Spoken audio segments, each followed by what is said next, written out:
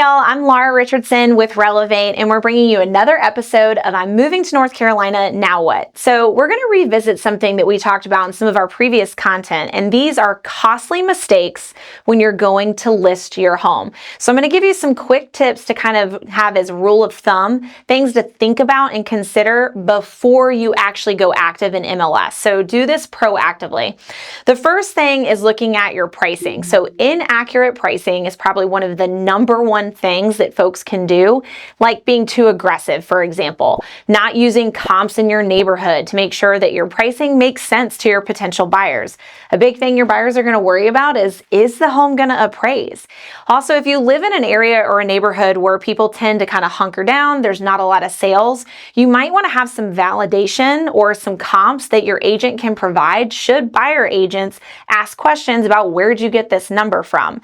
So something that we are coming on the heels of is the pandemic market that we saw in 2021 and 2022. And some sellers do feel like that aggressive style of pricing is still a necessary evil. And unfortunately, that's just not the way things are. Interest rates are very different, and buyers are a little bit more temperamental in our current 2024 moving into 2025 market. The second thing is inaccurate or no home prep at all. Keep in mind, if you're trying to sell as is, meaning you're not doing any home prep, no deferred maintenance, no staging, nothing like that, there's a price for that. You're typically going to have lower buyer foot traffic, and buyers are going to start taking deductions for all the projects that they see when they enter the home.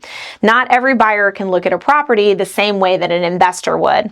So if the home isn't turnkey, if the buyer walks in and feels like there's too much work to be done, you are going to see kind of a stalemate happen from the listing to the buy side. The third thing is inaccurate information. So this goes down to just like minimal statistics, like looking at square footage. Does it have a garage or doesn't it? What's the age of the home? Where is it located? The schools that feed into it? Or not having documentation uploaded in MLS that helps people make informed and easy decisions. To give you a really clear-cut example, if the home is on septic, providing that septic permit can actually help buyers determine, is this the right house for me? Maybe they want to put a pool in the backyard. If they can't know where the septic lines are or where that repair field is located, then they might be hesitant to put in an offer. So make sure that you have things like HOA and covenant rules and anything that can help them make an informed decision, have it ready and raring to go, even when you go into coming soon. The fourth thing is inaccurate documents. So we do see this sometimes where the documents that are uploaded in an effort to help everybody are actually for either another listing or another community, or they're outdated. I've actually seen listings before where they said that there were restrictive covenants, and the restrictive covenants actually expired decades ago. Well, if somebody's looking to have chickens or farm animals or put up a new type of shed or barn dominium, having those restrictions might deter them from looking at your listing. Another one is a difficult showing schedule. So sometimes we have various scenarios, like for example, there's a tenant in place and they have those showing restrictions. The other one is also going to be looking at the times of day that the home is available. So difficult showing schedule in regards to tenants, for example, when you're thinking about an investment property. That makes sense to have a tenant in place. When you're going to sell the home, however, things definitely shift. So that tenant can actually be an issue when you're getting kind of the ease of go and show or appointment only scheduled showings. If the tenant is the one that's clicking the yes or the no, they might not be as inclined to stay on top of that because it's not necessarily their dollar that's on the line here.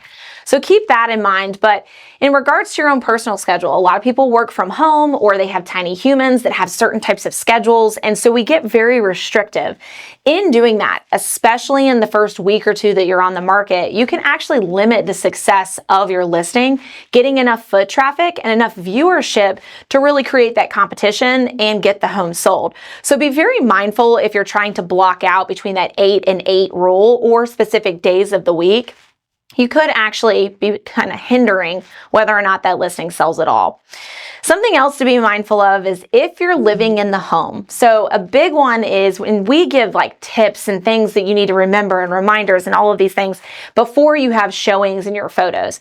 You got to keep revisiting that. It is really important that you keep your home show ready the entire time that you're allowing showings. So until you get that home under contract, you got to keep it pretty pristine. So tucking away things that your buyers really really don't want to see, like dirty laundry and toilet brushes and toothbrushes and stuff like that. Buyers know that you're living in the home, but it's really hard to envision your future home when somebody else is still making it theirs. So take your home, make it a property so that somebody else can actually see themselves living there. And then the last thing is just poor communication. So if your agent's only available by one method or another, it might actually, again, hinder buyer agents from getting all the intel they need to then relay that to their clients and to move forward with writing a good contract. So make sure you're having a communication with your agent prior to going live on how are you going to answer questions. Can they get you by phone call? Can they get you by email? Is there somebody else that's going to be your second in command if you're not available? So kind of having that tag teaming effect. Think of it as a co-listing agent. Make sure you ask them about that before you go active so that you've got your ducks in a row and you can get your home sold quickly and at the highest price point possible. If you are looking to list your home in the near future and just want to have a conversation or a possible listing consult, our team would love to help you. You can reach us in the comments below or send us a message via the email that's posted as well. I'm Laura Richardson with Relevate, and we'll see you on our next episode.